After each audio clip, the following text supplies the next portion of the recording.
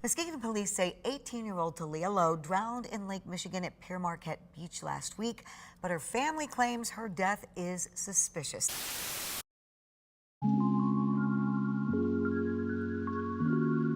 An update on that teenager who drowned in Lake Michigan near Muskegon Thursday night.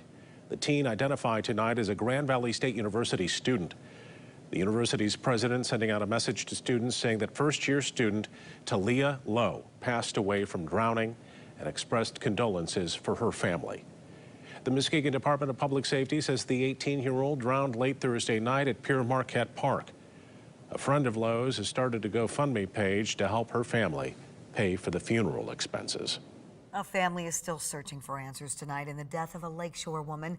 Muskegon police say 18-year-old Taleah LOWE drowned in Lake Michigan at Pier Marquette Beach last week, but her family claims her death is suspicious.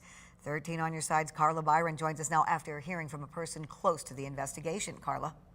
Yeah, we're told the friends are now getting death threats because of Taleah's death. They say a friend of Taleah's jumped into the water that night to try to save her and another friend who was in distress, but Taleah didn't return to the shore.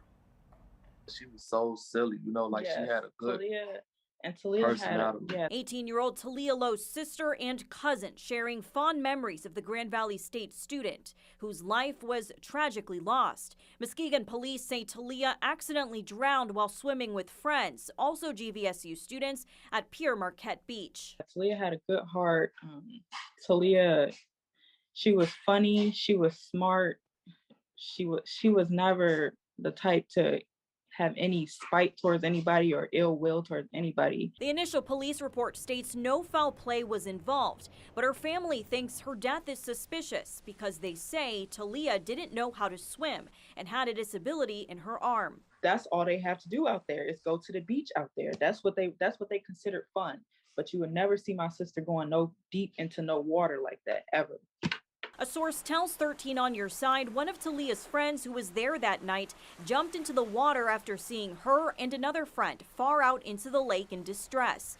She was able to help the other friend back to shore and thought Taleah was swimming right behind her, but she never returned. We just want to get to the bottom of what happened to Taleah. That's really all we're trying to do now. Right. That's really all we're trying to do. Lane created a GoFundMe to hire a private investigator and to raise money for funeral expenses. Muskegon police say this is an open and ongoing investigation. The medical examiner's office is still performing an autopsy. And last Friday, first responders pulled the body of an 18-year-old from Lake Michigan. And today, the woman's family tells Fox 17 they have some serious questions surrounding her death. Fox 17's Lauren Edwards is joining us live from Muskegon after speaking with her relatives earlier. Lauren? Yeah, I did get a chance to speak with her relatives, and guys, they are grieving her loss. They miss her every minute of every day, and they simply want to know exactly what happened out here at Pier Marquette.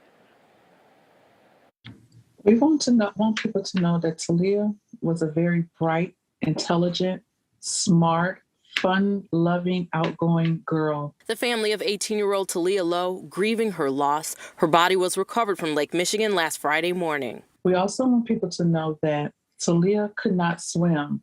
She had a disability, partial paralysis in, I can't remember, her left arm from birth. So they say she would not have gone into the water. Muskegon Public Safety says last Thursday, October 14th, they were dispatched to Pier Marquette due to calls of a, quote, swimmer struggling in the rip current around 10:45 p.m. Early the next morning, they recovered her body. Taleah knew about the tide, and I just don't think it's right. I just don't think Taleah would go that far out in the water by herself, knowing about the tide that late at night. Also that night, the family says they saw a GoFundMe account created for Taleah. They started a GoFundMe for my sister without any of the family's consent first, or not even 2 hours after Taleah was found. It's why the family believes there's more to the story about what happened that night at Pier Marquette. They believe others were with her, and they've been in consistent contact with authorities. So he was saying that the report was still open. He said the case is not closed. He don't have the preliminary autopsy yet. He said, but once he gets the preliminary autopsy, he can see, what happened.